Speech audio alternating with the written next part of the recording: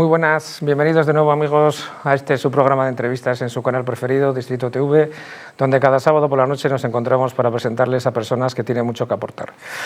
Últimamente hay mucho ruido, demasiado quizás, en el mundo de la judicatura, con los jueces y con el poder político. ¿Qué es lo que está pasando?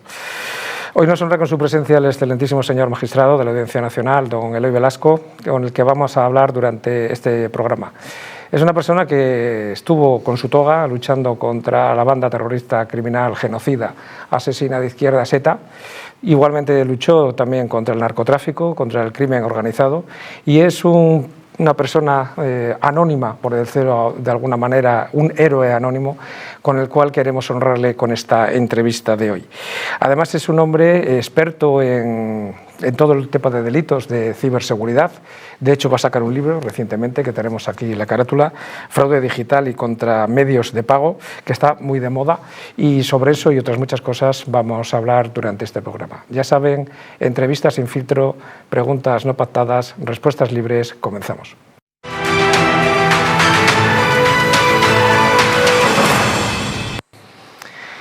Don Eloy Velasco, muchísimas gracias por estar aquí con nosotros. Un placer.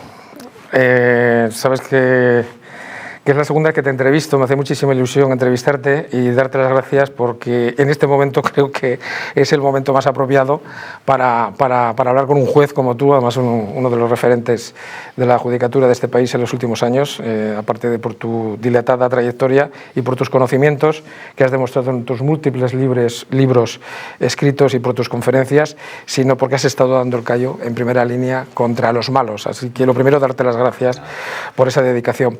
Siempre ha habido tiranteces entre el poder político y entre la judicatura, no solamente en España, en todos los países. La democracia, pues son dos poderes que siempre chocan, unos no entienden cómo no se dan las sentencias como ellos quieren, pero este clima asfixiante que hay ahora mismo en España, en la larga trayectoria dilatada y por tu experiencia, ¿lo has vivido alguna vez? ¿O has creído alguna vez vivirlo? Yo creo que el político siempre pretende controlar no solo la justicia, sino todo lo que le pueda colateralmente interferir en su vida. Lo que pasa es que hay momentos en los que, en función de las personas dirigentes, hay más o menos presión, ¿no? Y efectivamente estamos en un momento ahora complicado, pero no solamente en España, sino efectivamente en el panorama europeo, el panorama judicial, la política. Yo creo que está perdiendo pie y por lo tanto a veces cuando considera que los culpables del pie que están perdiendo, en vez de autocriticarse, son otros, pues intenta un poco desviar el foco hacia otros colectivos, ¿no? Y en estos momentos yo creo que en España estamos en una de esas épocas. Vamos a ver, nos van a poner ahora, esta semana ha habido una portada que nos van a poner aquí ahora mismo, que a más de un jurista se le han puesto los pelos de punta. Sí. ¿Es cierto que los jueces no habéis completado la transición, como esta semana ha dicho es que vamos, ves el titular y se ponen los pelos de punta? Dice textualmente: el gobierno acusa a los jueces de no completar la transición. ¿Pero estas declaraciones tienen sentido? Bueno, yo juré la Constitución de 1978 el primer día antes de empezar a ejercer y por lo tanto considero que siempre he cumplido la transición, no, la Constitución, que es el fruto de esa transigencia que se hizo a la Constitución. Yo recuerdo que yo estaba no sé si en séptimo o octavo de GB cuando murió Franco, por lo tanto tampoco creo que esa tendencia de desviar la atención para implicar en otros regímenes antidemocráticos a ciertos poderes que no es cierta y que no es verdad, pues está muy descartada por las propias fechas, ¿no? Oiga, mire, en 1978 yo estaba en EGB, por lo tanto toda mi formación cultural, universitaria, mi oposición y toda mi práctica siempre ha sido en la democracia. Luego, si alguien ha cumplido, porque ha jurado cumplirla, la Constitución, he sido yo. Otra cosa es que ahora igual alguien debiera hacer algo de crítica, de ver si ellos están manteniéndola o la quieren forzar sin pedir el cambio constitucional. Pero no es demasiado fuerte, teniendo en cuenta que la mayoría de los jueces que ahora mismo estáis ejerciendo, sobre todo los jóvenes, porque tú ya tienes una edad como todos, ¿no? Pero la gente joven que lleva 20, 25 años, que tienen 40, 45 años, que se les esté diciendo que no han traspasado la transición o que no la han asimilado cuando no había nacido. Efectivamente no, y además nos llaman clasistas, nos acusan de machistas, nos acusan a veces de que no estamos en la esfera de la calle. Si alguien ve todos los días la miseria de la sociedad, si alguien se ha educado en un juzgado de guardia, ha visto la parte oscura de la sociedad, la miseria, todos los desequilibrios sociales, desde mi juzgado somos los jueces que estamos todos los días con los problemas que llegan todos los días a los juzgados, que son muy serios y que son... intentamos aplicar la ley para poderlos solucionar desde la óptica del propio derecho. Por lo tanto, desapego a la realidad nos sobra. A todos los jueces yo creo que tenemos un enorme apego a la realidad. Lo que pasa es que lo triste de este tipo de situaciones es que el Poder Judicial no tiene un gabinete de prensa, no tiene un equipo de asesores que les hacen campañas periodísticas en las redes o en las televisiones, a diferencia de lo que sí que tienen los políticos, y como si fuéramos contendientes, nos han querido meter en su contienda, pues nos acusan de cuestiones que obviamente no podemos salir a defendernos, porque nosotros ni nos dedicamos al mundo de la política, ni tenemos los medios, no solamente periodísticos, no solamente de redes sociales, ni siquiera la dialéctica de la propia política. Los jueces no estamos en la pomada, los jueces estamos en los juzgados resolviendo problemas muy reales. Yo conozco a cientos de miles de jueces españoles, somos todos de clase media baja, nadie es hijo de un burgués ni de una persona aristocrática, venimos de la calle. Yo he nacido en un barrio pues muy normal de Bilbao, conozco a mucha gente que ha nacido en barrios normales de Madrid y impartimos justicia porque estamos todos los días con el pueblo. Luego, de eso no se nos puede acusar, ni de no saber. La carrera judicial no es machista porque es mayoritariamente femenina. El 53%, creo. El 53%. Hay estadísticas que nunca sacan, pero que el Consejo General ha establecido de que me parece que hijos de jueces no son ni el 2% de los jueces que están en la carrera. Por lo tanto, no es endogámico, no es una estructura que viene a combatir el poder ni quiere el poder, sino sencillamente hacer su trabajo, que es donde hay conflictos, arreglarlos si se puede con el derecho. Eloy, otra cosa que está de moda ahora es el lawfare. El lawfare, para los que nos están viendo, es utilizar la instrumentalización de la política para intentar derrocar o denostar o, en fin, quitar del medio al rival en actividad política de un partido contrario. ¿Cómo se debería evitar la instrumentalización de la justicia por parte de la política? Es que no, es difícil. Yo niego el lawfare porque eso es un concepto que trajeron de Sudamérica recientemente, sí, como con ocasión de las actuaciones judiciales que vimos todos filmadas por televisión, porque un juicio más seguido que el juicio del procés no ha habido ninguno, que ciertas personas que están en torno al procés, de cierto arraigo sudamericano, pues han traído, y otras ideologías muy extremistas de extrema izquierda han querido decir, oiga, los jueces se dedican a hacer política. No, los jueces no nos dedicamos a hacer política, nos dedicamos a hacer derecho. El derecho a veces le da la razón a uno y a veces se la quita, y lo que no puede ser es que para condicionar la labor de los jueces se les intente presionar para que siempre estén a favor de unos y siempre estén en contra de otros. Eso es lo que ocurre en las dictaduras. Hoy explicaba el Tribunal Supremo, están diciendo, mire, si pongamos el caso del Partido Socialista, fíjese, si fuera cierto que el Tribunal Supremo hace lawfare, o sea, usa la ideología y no el derecho para resolver los conflictos, no sé por qué las 15 o 20 querellas que se acaban de desestimar contra el Partido Socialista, contra ministros del Partido Socialista, contra miembros del Partido Socialista, no se habrían hecho, y por lo tanto, en las que tienen apariencia delictiva se investigan y algunas de ellas se acabarán archivando, las que no tienen ninguna se archivan de plano. Pero lo mismo le pasa a partidos de extrema derecha y a partidos de la oposición. Todo lo que los ciudadanos consideran que no va contra el derecho y se lleva a los tribunales, con criterios profesionales y no ideológicos, los jueces pues estiman o desestiman, y hay para todo. Esto es como el fútbol, es muy difícil que un equipo gane siempre. A veces hay empates y a veces hay pérdidas. Lo que no puedes es echarle la culpa de las pérdidas siempre al árbitro, ¿no? Porque el árbitro se dedica sencillamente a dejar jugar hasta que hay infracciones al reglamento. Pero, ¿cómo sentís vosotros cuando os acusan de ser partidistas ahora? Porque los acusan abiertamente, o sea, no se cortan un pelo. O sea, la campaña que se está haciendo contra vosotros es tremenda. Cuando los mismos jueces que ahora están enjuiciando o estáis investigando ciertos delitos son los mismos jueces que condenaron a los del Partido Popular. Sí, claro. Y estuvieron en la cárcel. Sí. Entonces, ¿cómo se explica esto? Yo investigué ¿Cómo lo vivís vosotros? El caso concreto mío, yo estuve cuando estaba en Central Instrucción de la Audiencia Nacional, investigué el caso Púnica, el caso Lezo, me ha tocado llevar cosas pues de internacionales contra gente de derechas, contra gente de izquierdas. Hay grupos terroristas de izquierda, hay grupos terroristas de ideología nazi, de extrema derecha, y nosotros sencillamente investigamos absolutamente todos y con profesionalidad, que es lo que a mí me gustaría transmitir a nuestros oyentes, pues resolvemos. Que nos equivoquemos o no, pues es humano, porque también es verdad que es cierto que seguramente nos equivoquemos, pero claro, que siempre nos equivoquemos contra el mismo, eso no es cierto.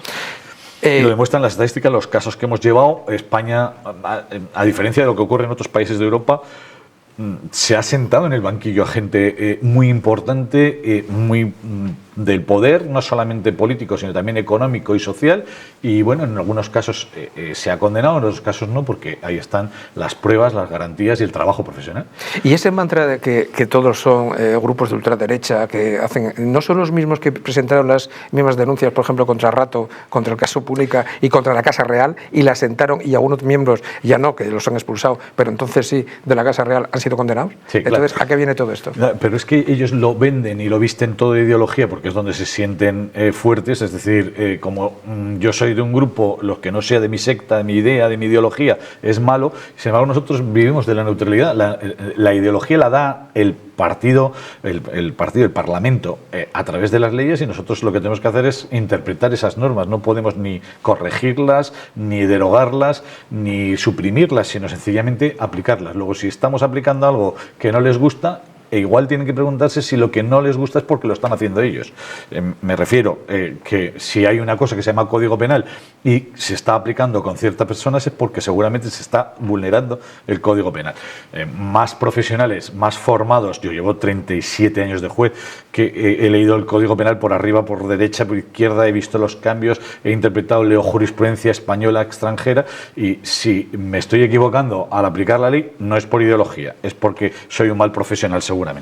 Y una pregunta, Eloy, porque vosotros, es verdad, sois lo que sois jueces, sois un poder inmenso, sois unas personas muy respetadas, temidas, pero yo creo que temidos por los que tienen que estar temidos, que son los malos, porque si no estuvieseis vosotros, mal iría a una sociedad, pero sois humanos. ¿Qué impacto tienen esos juicios paralelos que hacen los medios de comunicación, esas presiones brutales de portadas que os afectan, porque tenéis familia? ¿Cómo os afectan? ¿Cómo lo lleváis? A mí, más que la familia, que es familiar, profesional, y ya sabes con quién te casas y con quién vives, me preocupa la actitud que determinadas personas están planteando como consecuencia de esto. Si hay un bombardeo, una campaña que los jueces no pueden contrarrestar porque no se dedican a eso, porque no tienen los medios para poderlo contrarrestar, que venden negativamente la labor del juez, cuando se acercan esas personas hacia el juzgado y hasta que conocen y comprenden cómo son las normas, las garantías del proceso, quién habla primero, quién habla después, cómo solo se prueban las cosas, cómo se dejan de probar, vienen con una actitud un poco a veces violenta o más presionante, que de falta de respeto, que hace que el trabajo que hacíamos antes normalmente pues venga con prejuicios de parte de determinadas personas que en cuanto el juez hace algo que no les parece correcto, pero que tiene que hacer porque se lo dicen las normas del proceso, el protocolo con el que hay que funcionar, ya empiezan a darle la razón al político. Claro, es que estos señores, como tienen esta ideología y yo lo que he hecho es quedarme con el dinero de los demás sin respetar la propiedad, y claro, estos señores son muy conservadores porque quieren que se respete lo que es de uno, pues son malos, y al final te encuentras con un poco teniendo que explicar en tus sentencias lo obvio, que lo de cada uno es de cada uno, y lo mismo que a ti te gusta que te respeten lo tuyo, tienes que respetar lo de los demás, y si está diciendo que no lo has respetado y te está condenando es porque no lo has respetado y porque hay pruebas de que no se ha respetado. Por lo tanto, y además esto lo digo con la total convicción, cambie la ideología que cambie, siempre va a tener que haber juzgados, porque al final hay que bajar al caso concreto. Siempre las personas discuten, hay dos que quieren lo mismo y alguien tiene que decir quién de los dos tiene razón conforme al derecho. Por lo tanto, no es una cuestión de ideología, es una profesión. Lo que pasa es que nunca nos había pasado que nos acusen de trabajar en función de la ideología en vez de en función de la profesionalidad. Y yo niego lo de la ideología porque unos días pues le ha tocado a ciertos nacionalistas que intentaron dar un golpe de Estado por una vía que no era la democrática, y otras veces le ha tocado a ciertas personas que han robado o han cogido dinero en la caja cuando es dinero de todos y no estaba para que se lo llevasen ellos, sino que estaba para hacer cosas públicas, puentes, hospitales, etcétera, escuelas y otras cosas así. Pues eso es lo que nos dicen las leyes y es lo que nosotros aplicamos. Por lo tanto, mi sensación es que si están creando un clima negativo es porque igual les está yendo mal, porque han hecho cosas equivocadas y ahora no les viene bien después que esas cosas se juzguen. Estamos hablando de una de las dos partes que tienen capacidad para el ámbito penal, la judicial. Porque claro, si hablamos de la Fiscalía, ya saben. Se está preguntando cómo lo va a hacer Sánchez. Bueno, estamos haciendo. Es que la Fiscalía, ¿de quién depende? ¿De quién depende? Sí, depende del gobierno. Pues ya está.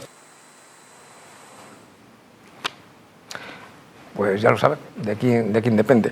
Eloy, no te voy a preguntar por estas declaraciones, algo que tú quieras decir algo, pero no es el objeto de haber puesto este vídeo. Pero teniendo en cuenta lo que ha dicho el que ahora ya es presidente del gobierno, el hecho de que el fiscal general del Estado esté investigado, que se llama ahora, no como antes se llamaba imputado, investigado por un presunto delito de revelación de secretos, al ciudadano normal que nos está viendo, ¿esto le tiene que preocupar o asustar? Me asusta a mí, porque no es un cualquiera, es decir, es la cúspide de nada menos que la Fiscalía. La Fiscalía, conforme a nuestra Constitución, no está para defender al gobierno ni está para defender ninguna ideología, está para defender la legalidad. La legalidad la determinan en el Parlamento los políticos que gobiernan y por lo tanto ellos hacen las leyes y el fiscal no siempre acusa. Hay veces que si conforme a la legalidad lo que tiene que hacer es pedir la absolución. Yo he visto al fiscal pedir varias veces la absolución o retirar acusaciones pues porque no hay prueba o porque no había ninguna visión de la ilegalidad. Eso es una garantía.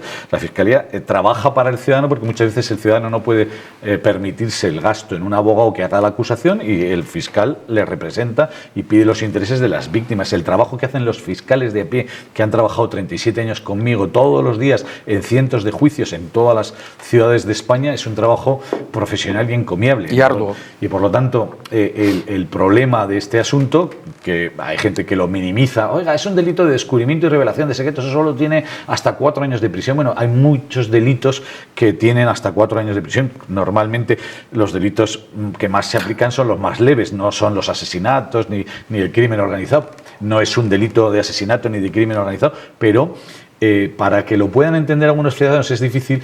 Hay que entender que la cultura del encuentro, de la conformidad, de los pactos entre la acusación y la defensa, yo decía en mi juzgado cada vez que iban a hablar el fiscal y defensa que salieran fuera, o me salía yo para no escuchar, porque eso te puede predeterminar. Si tú vas a un juicio a ver si alguien ha hecho o no una cosa y sabes que uno de los dos ahora lo niega, pero hace 3 minutos está dispuesto a confesarse culpable, ya estás predeterminado. Es un poco lo de las películas del jurado, cuando alguien decía una barbaridad y decía al fiscal, no lo tengan en cuenta, no lo tenemos en cuenta, pero ya lo hemos escuchado.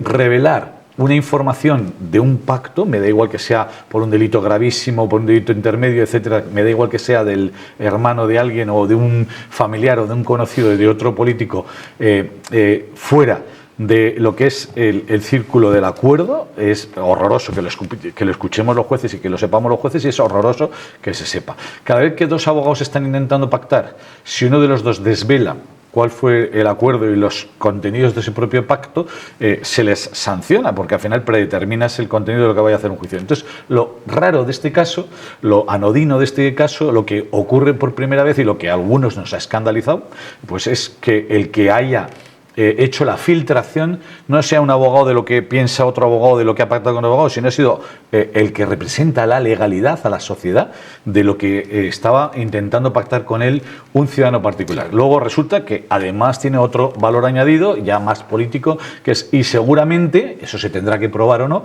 lo ha hecho por motivaciones ideológicas. Entonces, claro, no nos gusta a los ciudadanos neutrales que el que es el jefe de todos los fiscales, en vez de aplicar la legalidad simple y llanamente, haga cosas en función de su ideología o de ayudar o no a un determinado partido político, porque él no es el fiscal general del gobierno, es el fiscal general del Estado. Y el Estado es mucho más que un gobierno. Y hoy hay un gobierno de derechas, mañana hay uno de izquierda o uno de centro, y por lo tanto el fiscal siempre tiene que estar defendiendo la legalidad, no el gobierno, sino el Estado. Ha durado mucho tiempo el tema de la renovación del Consejo General del Poder Judicial. Finalmente, por suerte para todos los ciudadanos, porque nos hemos quitado mucho ruido, se ha conseguido. Pero no se crean que hay polémica. Miren esto. En un Estado de Derecho, en una democracia, con nuestra Constitución, ni los jueces pueden elegir a los jueces, ni los políticos pueden elegir a los políticos. A todos nos eligen los ciudadanos, porque son poderes del Estado. Eloy, sobre esto hay muchas dudas. Vamos a ver, si los ciudadanos realmente tienen que elegir a los jueces, que bueno, pues podría ser, pues que hagan listas y votamos todos. Pero, ¿eres de los que crees que los jueces deberéis ser elegidos por vosotros mismos? A ver, el trabajo de proyección pública que hace un juez no se parece en nada al trabajo de proyección pública que hace el Poder Legislativo al hacer las leyes o el Poder Ejecutivo al ejecutarlas y gobernar. Nuestro trabajo político nos lo dan hecho. Quienes deciden en un Parlamento el signo de lo que dice la ley, lo que se condena, cómo se condena, por qué se condena, no somos nosotros, que no las hacemos y que por lo tanto no imbuimos las directrices políticas. Nosotros recibimos esa instrucción a través de lo escrito y entonces la única función que tenemos que hacer es aplicar lo escrito. Que se aclaren ellos.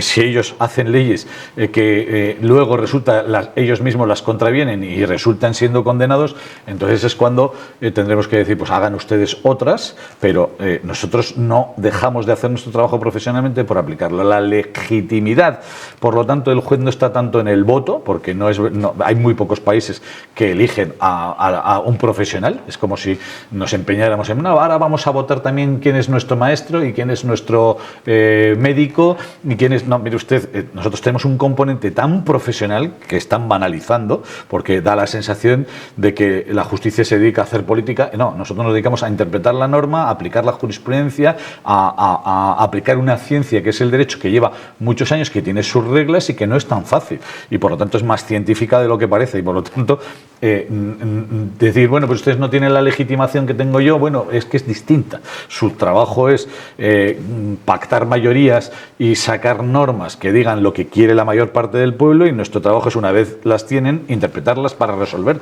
conflictos. No tiene nada que ver y por tanto no necesitamos una legitimación de, a ver, me presento yo una campaña. ¿Qué sabe un ciudadano de lo que hace un juez?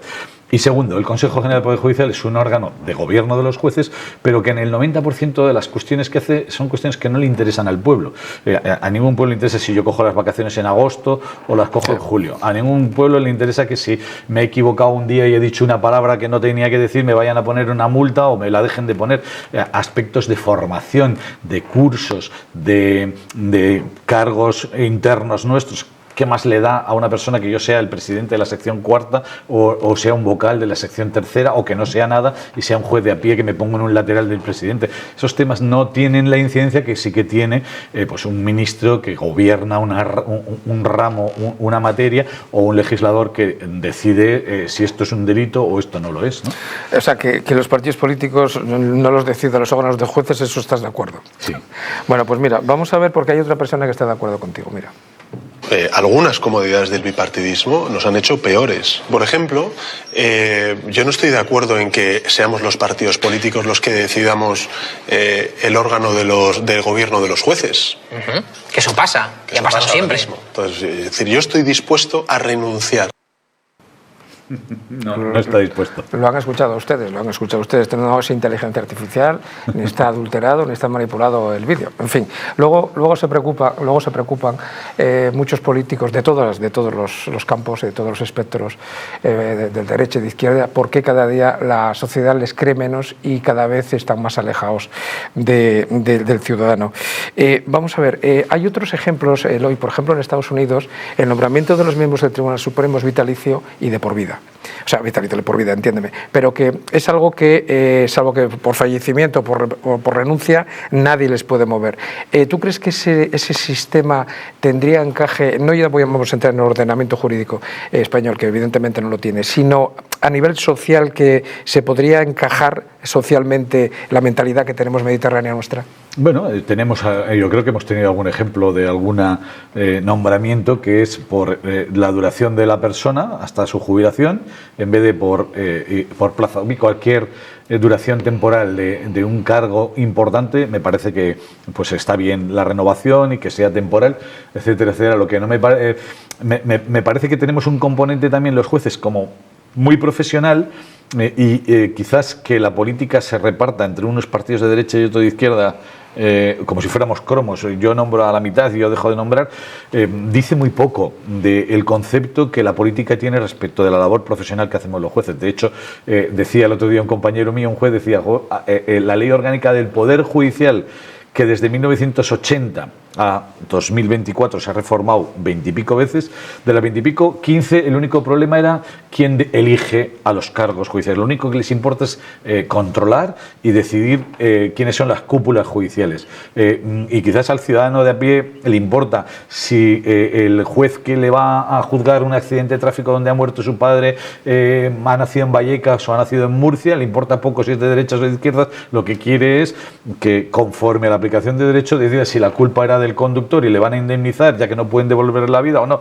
Si una persona se va a divorciar, si a una persona la han despedido de un trabajo, ¿qué más le da la ideología del juez? ¿Qué más le da dónde haya nacido, etcétera, etcétera? Lo que le importa es que sea justo, que aplique las leyes y que le resuelva el conflicto que hay de buscar al juez. Porque lo malo de la justicia, es verdad, nadie va a la justicia porque le apetece, sino porque tiene un alto problema. La gente a veces se divorcia, la gente a veces tiene problemas laborales, no les pagan el salario, les dejan hechos impagados, les estafan, les roban y, claro, quieren que se restaure la justicia. Y por lo tanto no es una cuestión de ideología, es una cuestión más de profesionalidad, y por eso yo soy partidario con muchos jueces, amigos míos y profesionales, con que como aquí hay una carga de profesionalidad mucho más importante que de proyección pública y de política, porque la justicia no se dedica a hacer política, no estaría mal que nos eligiéramos los altos cargos de la carrera judicial por profesionales y no por políticos. Entre otras cosas porque el colegio de procuradores lo eligen los procuradores, el de abogados lo eligen los abogados, el de ingenieros lo eligen los ingenieros y así sucesivamente.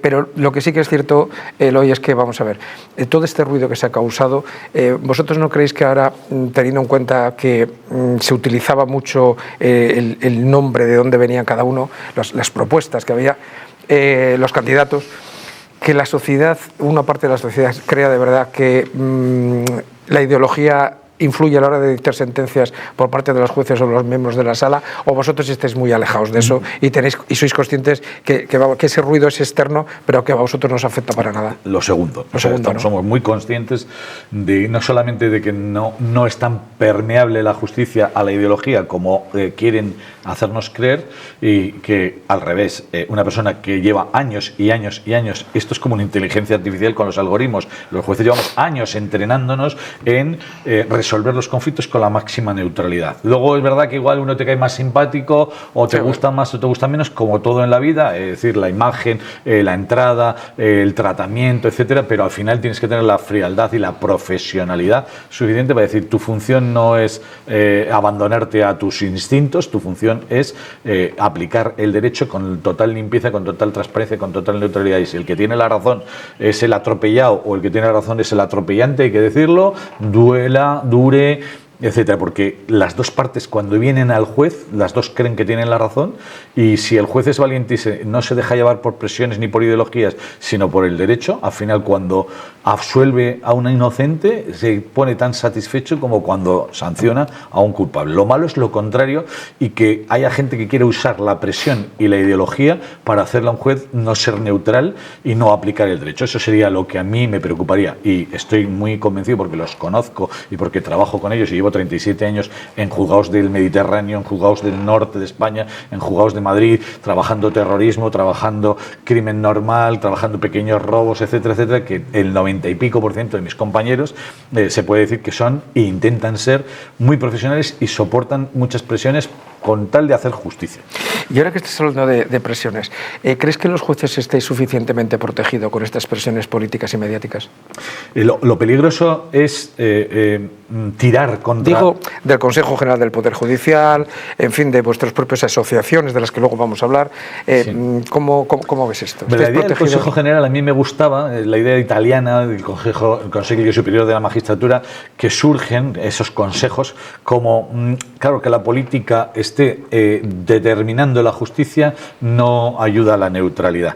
Entonces vamos a crear un órgano distinto que se encargue de hacer un poco el gobierno de la política judicial desde la neutralidad, pero desde el punto y hora en que a partir de la reforma de la Ley Orgánica del Poder Judicial de 1985 a los que gobiernan el Poder Judicial no los eligen los propios jueces, no los eligen los propios profesionales, sino que los eligen los políticos. Al final, los consejos generales que está habiendo, pero unos y otros, son pequeños parlamentos en donde se traslada la ideología de derechas y de izquierdas en unos y otros vocales. Y nosotros exigimos un poco más profesionalidad, porque si no, efectivamente, en función del mediatismo del caso, ahora hay 4 o 5 jueces cuyo nombre los conoce toda España, pero porque han tenido la mala suerte de que a ellos les ha tocado juzgar casos muy mediáticos, si no serían otros.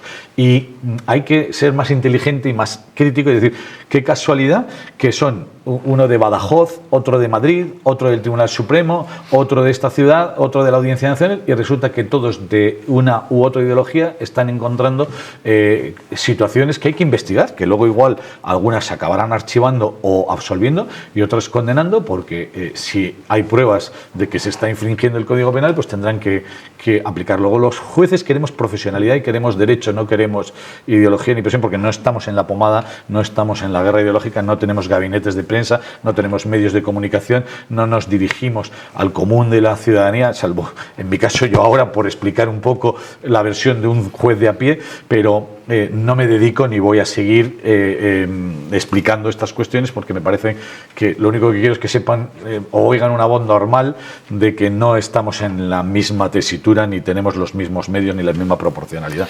Otra de las polémicas que hay últimamente es el de los jueces y fiscales que entran en la vida política y luego salen y vuelven a entrar y vuelven a salir. Pero sobre esto vamos a hablar con don Eloy Velasco después de la publicidad. No se muevan.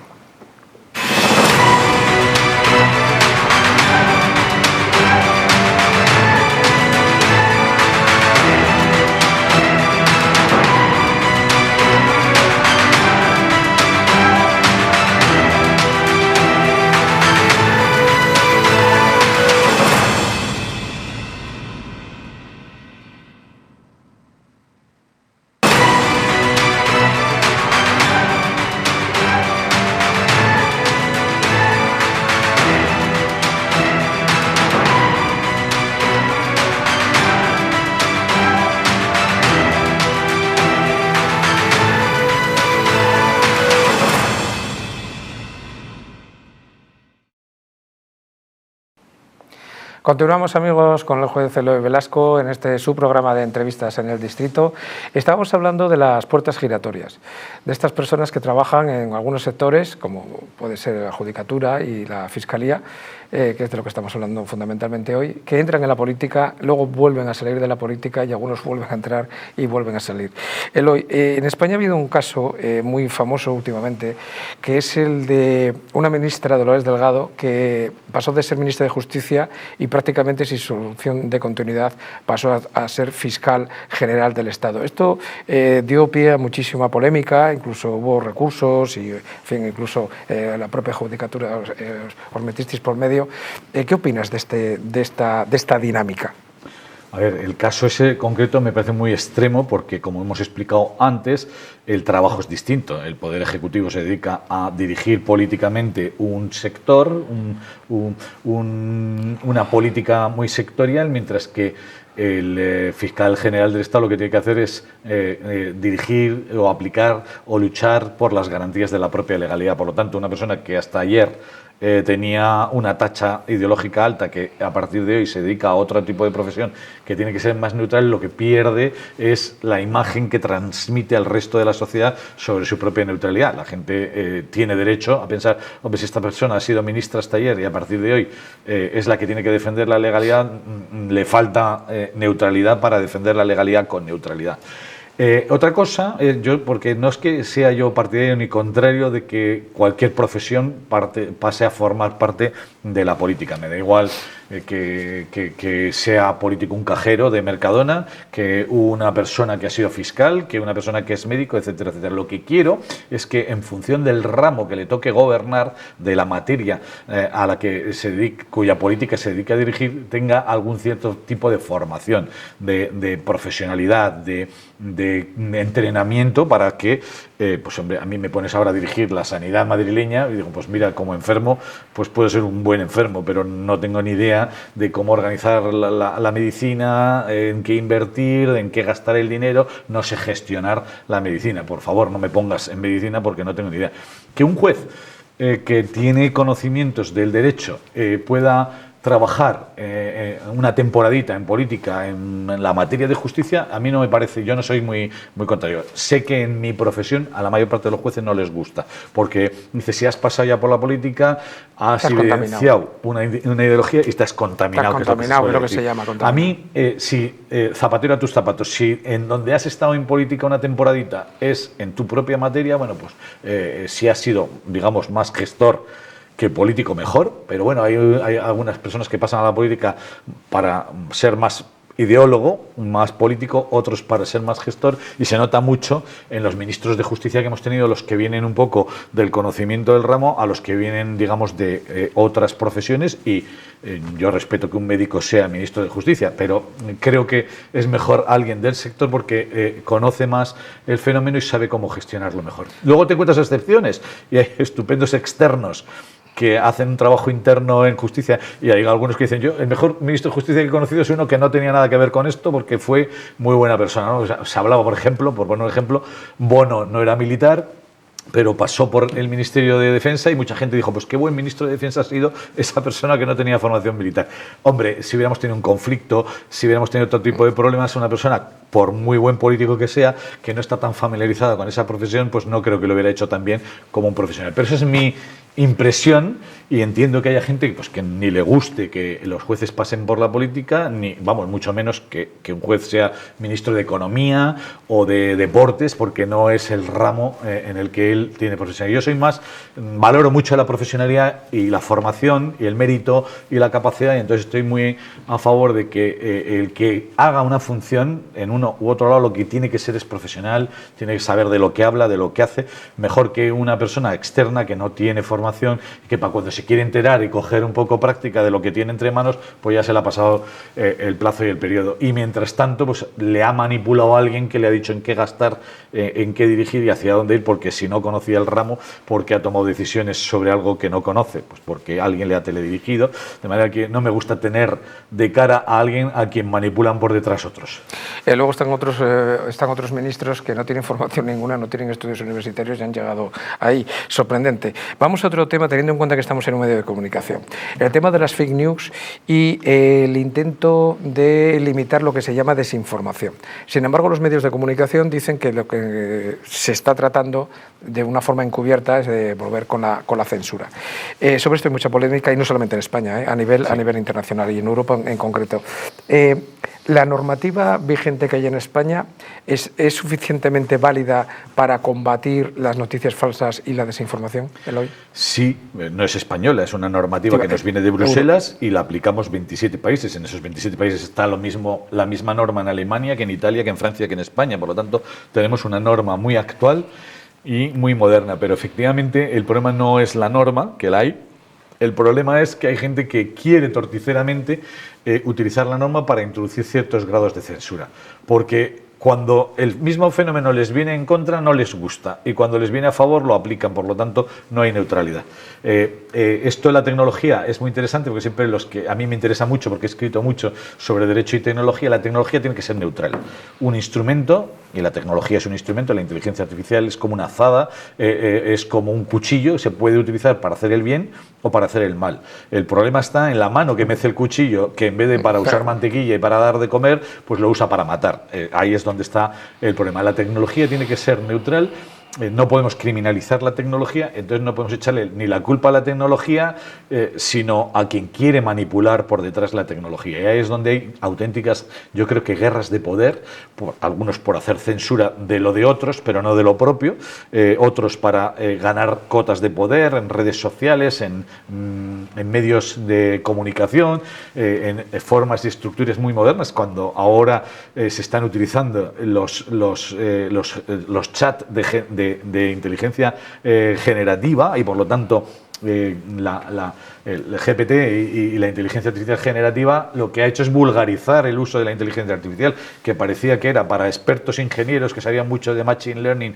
y de Deep Learning, y de repente ahora, como nos pasó también con la informática, cuando dejaron de funcionar esas neveras que perforaban el papel de IBM, y de repente nos vimos con un ordenador personal y al final decimos, informáticos ahora somos todos porque todos tenemos un ordenador personal en casa, en el bolsillo, etcétera. Pues el GPT ha vulgarizado la inteligencia artificial, que al principio nos parecía que era de ingenieros, y ahora la podemos utilizar todos. Pero y ahí es donde está el peligro del tema de la desinformación, algunos, a través de lo que se llama la algoritmocracia y la manipulación de los algoritmos y de los entrenamientos y de la información que entra o que sale en todos estos dispositivos tecnológicos, esta tecnología sofisticada, pues nos pueden manipular, y ahí es donde nuevamente va a ser necesaria la justicia, que va a tener que decidir si efectivamente hay una manipulación o no, si hay una neutralidad o no la hay, porque también se hace guerra o abuso de poder desde la prensa, desde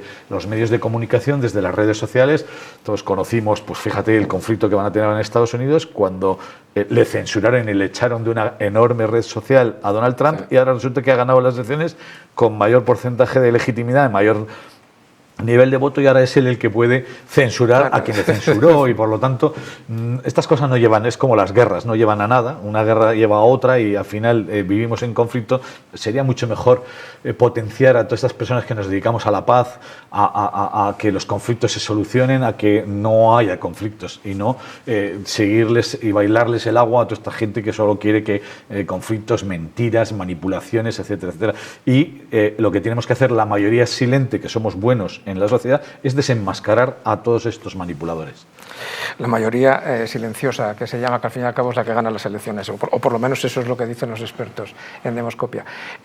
Nuestro invitado de hoy, cuando fue titular del Juzgado Central de Instrucción de la Audiencia Nacional, fue el que instruyó la causa contra Otegi, sí, el de ETA. Vamos a ver estas imágenes. Sin personas como Arnaldo Otegi no habría paz, y a los que han contribuido a una situación de paz y de futuro, aunque tengamos muchas diferencias, hay que reconocérselo y hay que agradecérselo. Me voy a callar. Eloy, ¿qué opinas cuando ves estas imágenes? Pues que hay gente que cree que la ideología justifica crímenes y justifica barbaridades.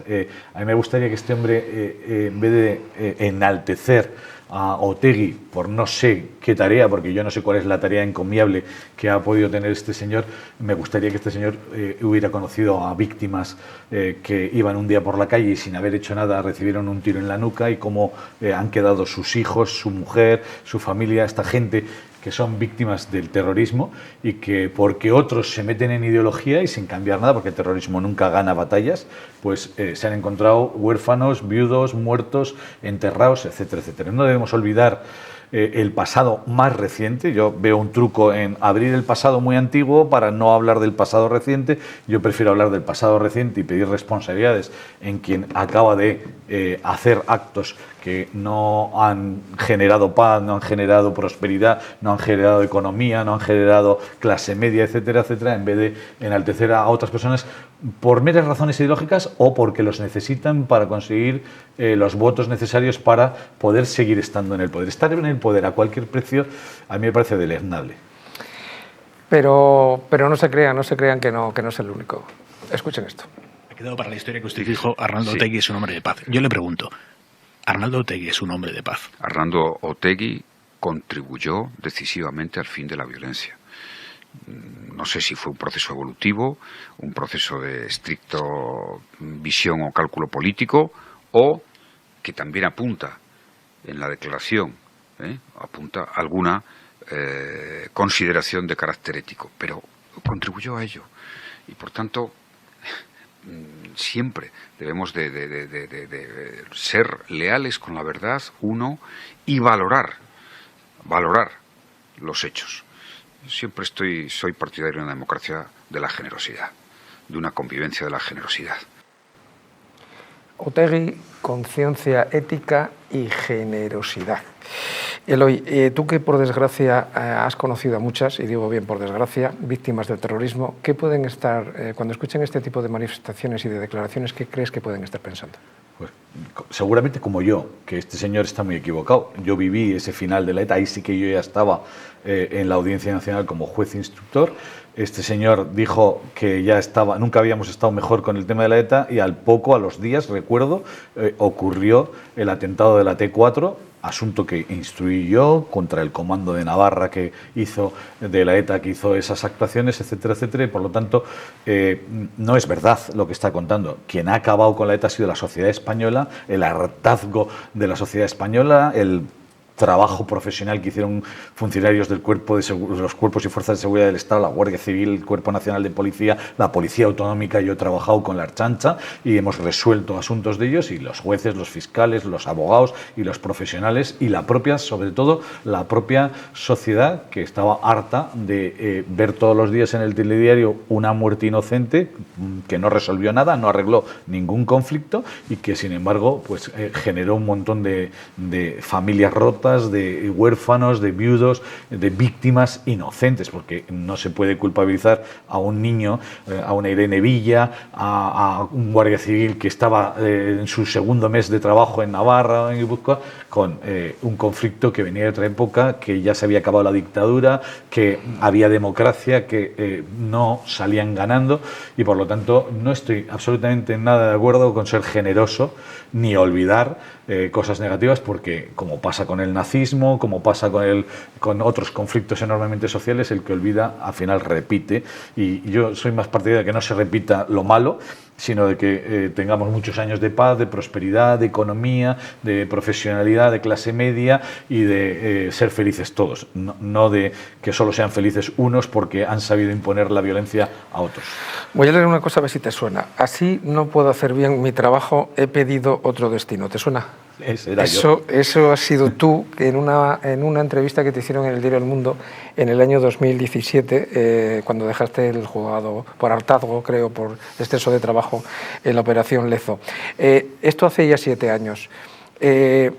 Pasados tanto tiempo, ¿España está mejor preparada que hace 10 años, por ejemplo, en la lucha contra la corrupción? Yo creo que la corrupción es un mal endémico. Generaciones que no tenían experiencia la acaban repitiendo, y por lo tanto no es que estemos mejor, tenemos normas. Yo creo que nos hemos desarmado en ciertas reformas recientes del Código Penal, que han desarmado y han banalizado el meter la mano en la caja. No se puede decir que el dinero público no es de nadie, porque es de todos, o por lo menos de los 4 millones de personas en España que pagamos impuestos para sostener pues prestaciones sociales, sanitarias, educativas, etcétera, de otras personas que o no pueden o no trabajan, y por lo tanto yo creo que había que poner en valor esos otros valores de los que ellos nunca hablan, de los que no se valoran, como son el emprendimiento, el esfuerzo, la formación. Como veo yo, por ejemplo, mucho el ejemplo que estoy viendo, porque realizo colaboraciones con la justicia sudamericana, qué gusto da esa población pues de ecuatorianos, de peruanos, de argentinos, de gente que están los 4 ahorros que tienen dedicándolos a formarse para ser estupendos profesionales en el futuro. Y por lo tanto, a mí la gente que se esfuerza me gusta, me parece que son el futuro. Tenemos que ser productivos, no podemos pensar que el Estado nos puede mantener, porque el Estado no es el dueño del dinero. El dueño del dinero soy yo, que pago impuestos, y por lo tanto lo que hace el Estado es distribuir los impuestos para unas o para otras necesidades. Pero no se puede acostumbrar, porque se rompe la economía y porque no se sustenta. Hay países que lo han podido hacer porque tenían materias primas, como el caso del petróleo, no digo qué país de Sudamérica, pero eso se acaba. España no tiene una capacidad productiva económica como para mantener el barra libre para todos y el prestaciones gratis para todos, porque al final eso alguien lo tiene que costear, y por lo tanto yo abogo porque también se le trate bien al que aporta el dinero, al que paga los impuestos, y por lo tanto eso es cultura anticorrupción. Cuando se banaliza la corrupción, cuando se bajan las penas de determinados delitos como la malversación, etcétera, en el propio Código Penal en contra de lo que nos está diciendo la Unión Europea, y cuando aparecemos que la corrupción vuelve a ser otra vez una preocupación importante en la sociedad. No tenemos nada más que ver el desfile de políticos que esta semana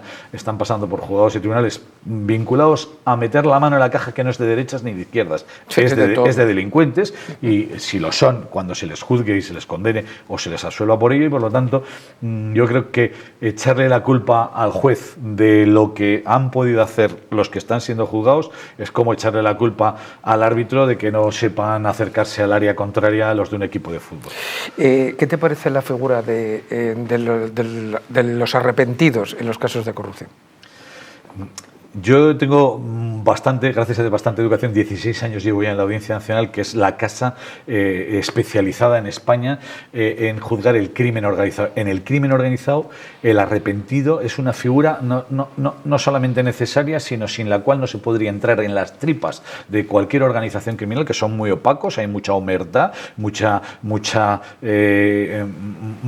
tema endogámico, y si no somos capaces de ofrecerle a veces a algún arrepentido algún tipo de pacto para que nos cuente cómo funciona una mafia por dentro, cómo funciona, y lo mismo pasa en la corrupción, no lo considero. Yo he estado trabajando con los carabinieri y con los fiscales antimafia de Nápoles, en el caso de la camorra napolitana, y gracias a la colaboración de dos pentiti, que les llamaban, dos arrepentidos que nos contaron cómo traficaban con droga por la zona de la costa mediterránea española, Tarragona, Málaga, Alicante, etcétera, etcétera, pudimos detener a 200 y pico personas. Claro, hay veces que ese tipo de pactos es rentable para el Estado, porque a una persona no le ponemos la sanción que dice el Código Penal, pero a cambio de eso él nos ayuda con su información a poder detener a 200 personas sin cuyo testimonio igual no hubiéramos detenido a ninguna, y por lo tanto es un intercambio que socialmente nos es muy interesante, porque gracias a bajarle la pena a ese arrepentido conseguimos 200 condenas de personas que si no hubiéramos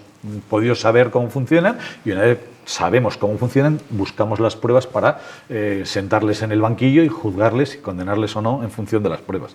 Es muy importante la figura de arrepentido en el crimen organizado. Me da igual el ideológico del terrorismo que el económico de la corrupción. Sin él nunca llegaríamos a ahondar tanto en las vísceras de las mafias, porque son muy impenetrables y son muy difíciles de permear. Tenemos que ir acabando. Eloy, mira, tu libro Fraude Digital y contra los medios de pago es un libro que además, si eres abogado o si estás estudiando Derecho y quieres ganar juicios, hay que leerlo por la jurisprudencia y hay que comprarlo. Pero vamos a ver una cosa que me están ya echando la bronca, que tenemos que ir cerrando. Vamos a ver. España en concreto, o el mundo en general, pero España en concreto, ¿está preparado para lo que se viene encima con la inteligencia artificial? Digo a nivel judicatura. Con la inteligencia artificial se está hablando ya incluso, que creo que en alguna declaración te he leído de alguna entrevista que te han hecho hace poco, que tú estarías a favor de algún tipo de sentencias ya que sean por algoritmos. Todo esto al ciudadano medio, a mí el primero, nos asusta mucho. ¿Qué opinas sobre ello? Por favor, en un minuto. Pues que la inteligencia artificial bien utilizada, bien entrenada, bien programada, puede ser un asistente, no un decisor, pero sí un asistente importante del juez. ¿Por qué? Porque junto con el criterio profesional y la formación que tenga el juez y el análisis del caso, la inteligencia artificial analiza matemáticamente con variables y con sopesamientos, con cantidades, que le llaman el scoring, y con la nota, muy rápidamente, muchas más variables de las que el juez ha podido tener en cabeza, porque trabajan por capas y con muchos elementos que tienen que tener, y le pueden aportar al juez una especie como de opinión técnica. Nosotros hemos baremado, hemos medido, hemos estudiado y hemos entrenado, y nos sale que hay esta probabilidad. Ahora usted, juez, conociendo nuestra opinión y también su propia ciencia, pues tendrá que tomar la decisión humana final. Por lo tanto, la inteligencia artificial es otra vez un instrumento más, como el coche, como la azada, como el cuchillo, que puede llegar a hacer daño si se usa equivocadamente, pero que también, si lo sabemos utilizar, porque tiene una capacidad de procesamiento, porque hace un análisis de miles de millones de datos, y por lo tanto todo eso, si nos ayuda a tomar decisiones acertadas, yo soy partidario, y además va a ser irreversiblemente así en el futuro. Te deseo el mayor de las suertes en la venta de tu libro, que insisto, fraude digital y contra los medios de pago, hay que comprarlo, insisto, todos los que seáis estudiantes de Derecho y queréis conocer toda la jurisprudencia y la casuística de ese tipo de... Te quiero dar las gracias porque no es una entrevista a un juez, sino que creo que has colaborado mucho en que la gente vea que sois de carne y hueso, que sois humanos, que tenéis sentimientos, que os duren las presiones, que tenéis familia y, lo que es más importante, que intentáis hacerlo bien por vuestro país. Y creo que es importante que personas como tú se hayan prestado y te hayas prestado a estar aquí con nosotros. Elo, muchísimas gracias, y el año que viene, sobre abril o por ahí, si te parece, que estoy seguro que darás algunas conferencias o sacarás otro libro, porque tu actividad se ve en redes, es empírica, no puedes estar parado, y volvemos a charlar para que la gente vea que con los jueces también se puede hablar. ¿Te parece? Perfecto. Muchísimas gracias a ti por esta oportunidad.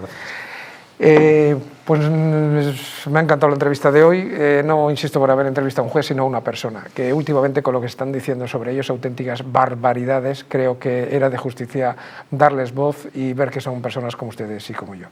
Muchísimas gracias por estar ahí. Nos vemos el próximo sábado. Ya saben, entrevistas sin filtro, preguntas no pactadas, respuestas libres. Nos vemos pronto.